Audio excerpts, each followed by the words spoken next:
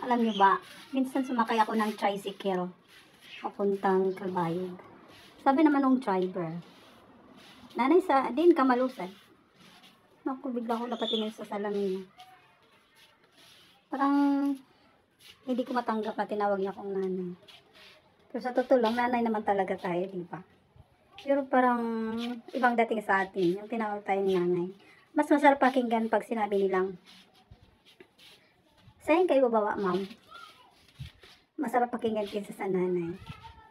Kasi pag nanay parang, ano siyang nayata to? Naranasan niyo ba ng ganun? At minsan sinasabi sa atin na maganda pang pakinggan kung sabihin nilang ate. Huwag lang sabihin nanay. Paano kaya kung sabihin na saan kayo bababa, Lola? At bigla naman akong napatawa, no? Tumingin kagad ako sa salamin. Nanay ba talaga? Siyempre nanay naman tayo. Pero parang hindi ko accept. Kasi pag nanay, matanda na yun, diba? Nanay talaga. Sinabi ko sa driver, nanay talaga. Nanay talaga tayo.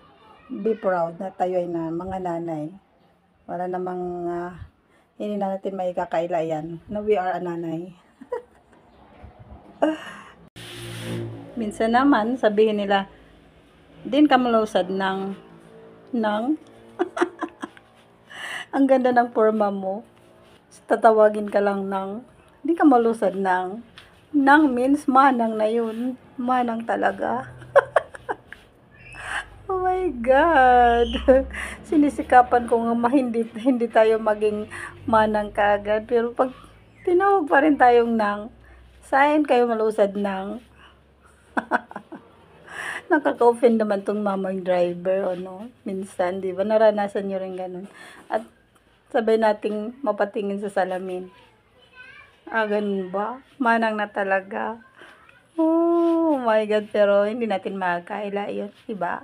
Hindi natin makakaila na tayo ay mga manang na, oh my God. Kaya, wag na lang tayong ma-offend. That's the reality. Salamat sa panonood. Please comment down below kung naranasan nyo ng ganong pagtatawag sa inyo.